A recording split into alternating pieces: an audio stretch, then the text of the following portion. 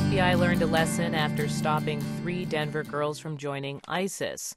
Today on Morning Edition, we heard how the terrorist group convinced the teenagers to go to Syria. They got as far as Germany. That's where authorities intercepted them.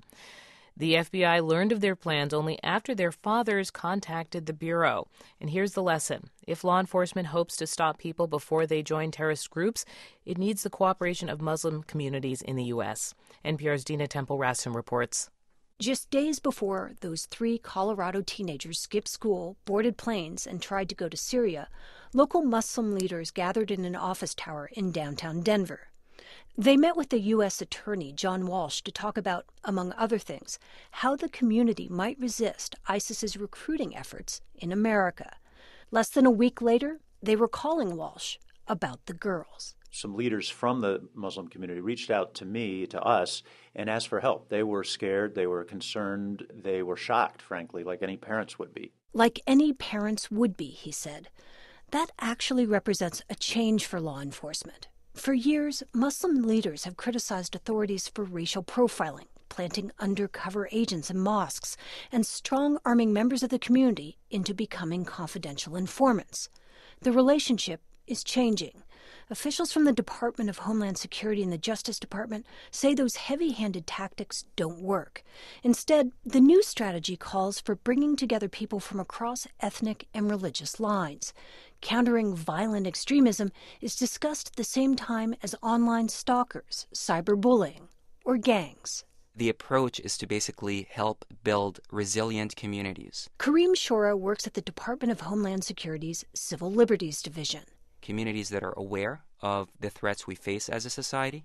For example, online predators are part of that threat, as well as violent extremists who choose to recruit susceptible individuals. Now, DHS and the Justice Department aren't doing this just to be nice. The case of the Denver girls got their attention. U.S. authorities know that they can't track all the Americans who are thinking about joining groups like ISIS, so they are counting on the communities to let them know.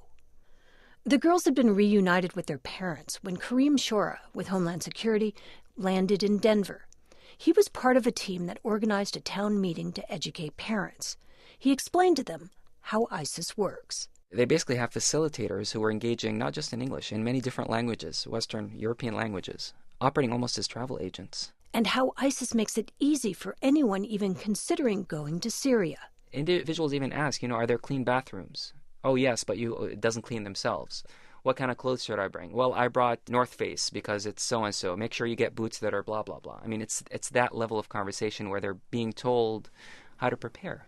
I wanted to see if the relationship with the Muslim community was really as good as DHS and the FBI made it out to be. So I went to see Qusair Mohammed Bai. He's a civil rights attorney in Denver and the general counsel for the city's largest mosque, the Colorado Muslim Society. Hi. I'm here to see you. Oh, hello. I know what you look like. Hi. Sarah, hi. Nice to see you. Oh, you're in a friendly... Mohammed Bai was one of the first people to find out that the 3 girls had tried to go to Syria.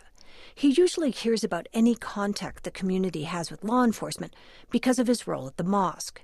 He also knew that the girls' fathers had called the FBI to try to get the girls back. The families were forced with the choice of evils. One, the thought of their children being killed in Syria, or potentially having to be incarcerated here for breaking the law, and they chose the latter. They chose to trust the FBI. Leaders in the Muslim community say that trust has been rewarded. They were told that the girls won't face any terrorism charges. And fortunately, law enforcement here and the U.S. Attorney's Office made extraordinarily responsible reactions to this and treated these 3 girls as victims, rather than part of something much more nefarious. Mohammed Bai says the relationship between law enforcement and local Muslims in Denver is better now than it was, say, 5 years ago. If there are people that are trying to hurt our children, then there will be active and open cooperation. U.S. authorities have tracked more than 150 Americans to Syria, and about a dozen of them, they say, are known to have joined ISIS. Denver came close to adding 3 more. Dina Temple-Raston, NPR News.